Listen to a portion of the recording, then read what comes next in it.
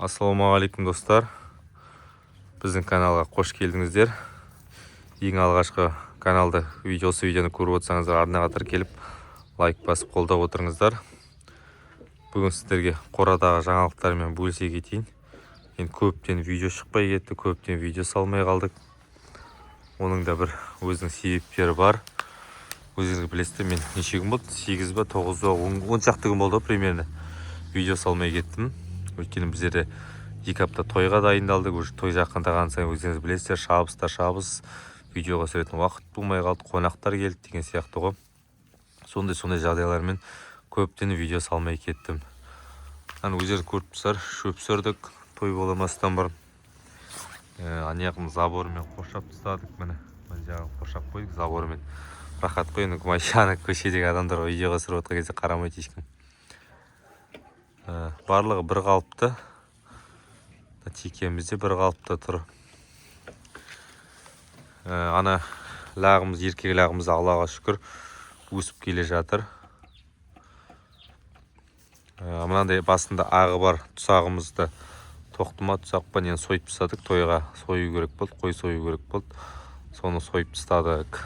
Содан кейін мына айтып жүріңіздерші, өсіп нормально өскен ба? Әйтеуір неге секіріп жүр, әйтеуір мыналарға секіріп жүр, әйтеуір пытырлатып. Сегең етіп қойды қойларға.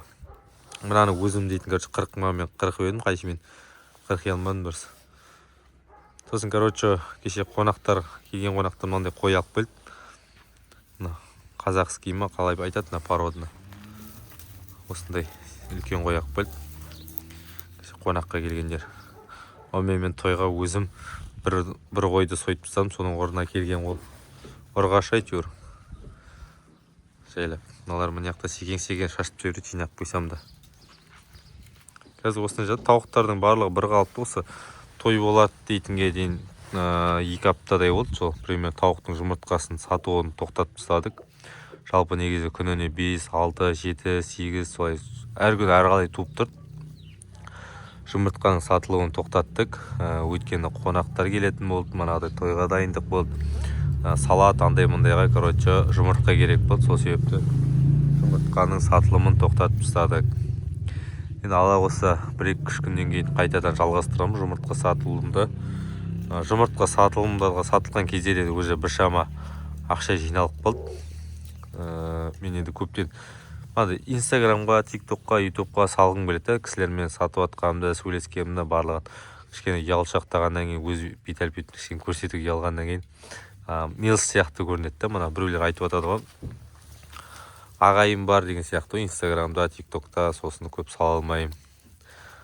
Енді ақша жиналып қалды. Сол енді ұсақ тиындар, Каспийден атқан нелер бар, барлығын қосып жиналып қалды. Соны енді тағы бірдемеге салып айналдырғым келіп бір да. Өткенде тауық алдым, тауық сатып жібердім. Сол сатқан ақшаға мен не алдым? Бір теке алдым. Сосын забор қоршап тастадым, мәні көріп отырсыздар ғой. Оны забор қоршап тастадым. Енді сол тауықтың жұмыртқасын сатып жиналған ақшаға енді тағы бірдеме алып айналдыру керек болып бір да. Мына өзім тауықтарды өзім алып қаламын. Ойлап не алсам екен деп отырмын да, не алып айналдырсам екен деп. Бірдеме келіп сату керек болып тұр. Өз ойларыңызды, пікірлеріңізді комментария қалдырып кетсеңіздер, сол жағынан. Енді өзімде енді планда бар. Но бірақ сіздердің пландарыңызды тыңдап көргім келеді. Кімнің ойы қандай? Мысалы, өздеріңіздің істей алмай жүрген нәрселеріңіз бар шығар, мүмкін ақшаларыңыз болмай жатқан шығар. Осындай нәрсе жасасам, осындай нәрсе жасасам, типа нормально тиын түседі дейтін өздеріңізде идея болса, комментарияға жазып кетіңіздер.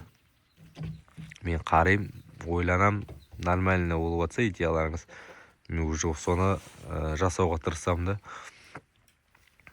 Алла қосса, сол жағынан да кішкене жазып кетіңіздер комментарияға. Енді қазір ала берсем, жемдерін берем. Тауықтардың жемдерін берем. Қойлардың жемдерін берем. Анаға секіріп жүрген